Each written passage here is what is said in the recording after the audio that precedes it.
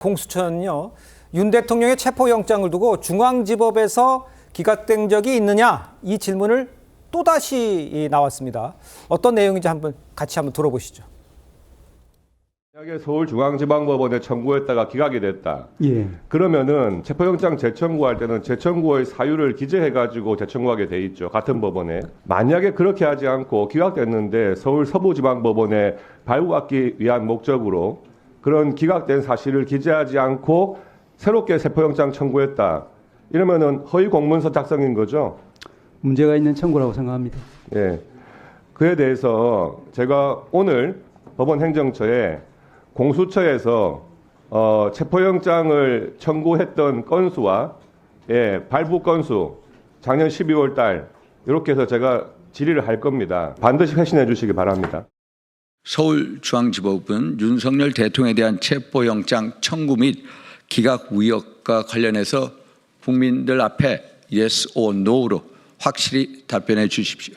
만약 서울중앙지법이 끝내 답변을 거부한다면 이는 공수처의 편법 수사에 서울중앙지법이 공범으로 가담한 격입니다.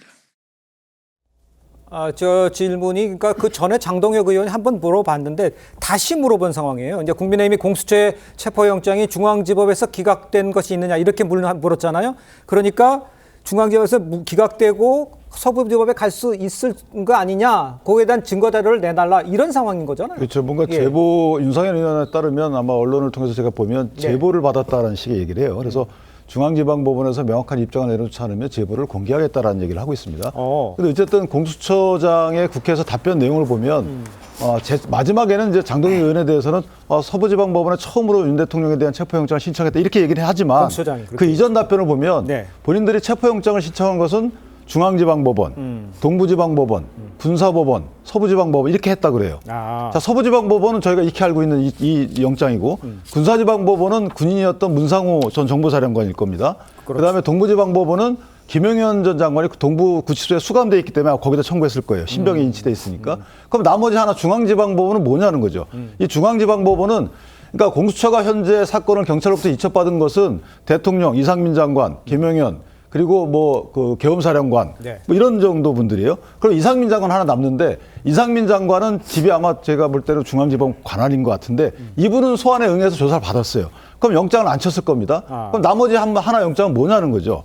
여기에 대해서 행정처에 질의를 했더니 알려줄 수 없다. 공수처에도 알려줄 수 없다. 공수처장 구두 답변은 제가 언급한 이 부분입니다. 그러니까 앞뒤가 안 맞다는 거죠.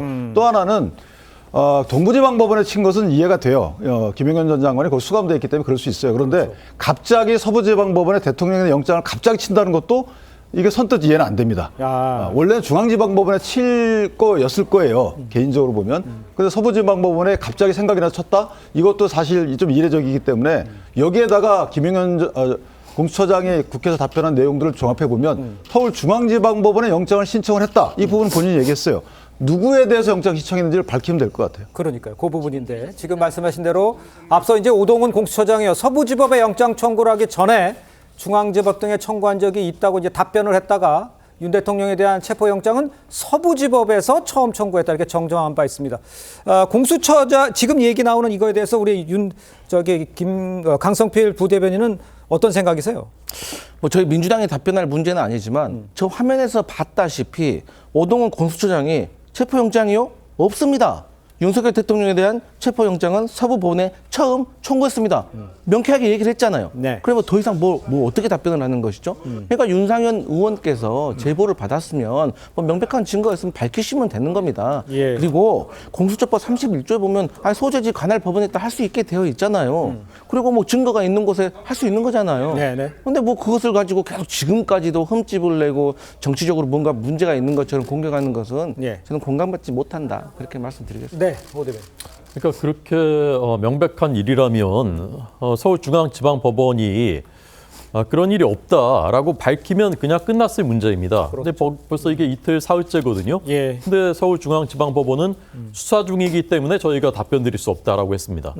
공수처도 공수처장은 그렇게 답변을 했다고 하지만 공수처에서도 여기에 대해서 추가적으로 명시적으로 명백하게 답변을 하지 않았어요. 그러니까 국민들 입장에서는 자꾸 의심을 가질 수밖에 없는 것이고 예. 아까 법원행정처에 질의를 한다고 하니까요. 법원행정처에서 정말 이 국민들이 이렇게 의혹을 많이 갖고 있는 일인데 못 밝힐 이유가 없는 거 아닙니까? 이게 수사 중인 거랑 무슨 상관이 있는 거죠? 영장을 청구한 적이 있었는지 없었는지가. 확인만 해주면 예, 확인만 해주면 끝나는 일이고요. 그렇지 않다면 계속 의심이 증폭될 것이고 아까 자꾸 이제 소재지 말씀하시는데 이 서울중앙지방법원의 그 주소 관할은요, 말하자면 중구, 종로, 서초, 강남, 동작, 그다음에 관악 여기밖에 없어요.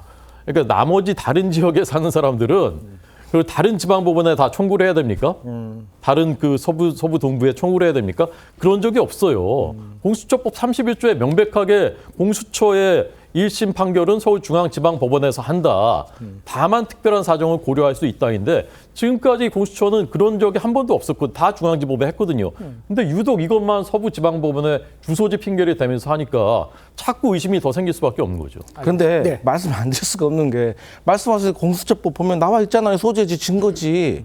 그리고 그게 문제가 있다면 서부 법원에서 기각을 했어야죠. 그러니까 지금 말씀하시는 내용이 법원의 판단보다 우선하다는 겁니까? 그러니까 이 자체가 지금 법원의 판단을 이게 부정하는 겁니다. 네. 국민 여러분께서 그 공수처법 31조 한 번만 읽어보십시오.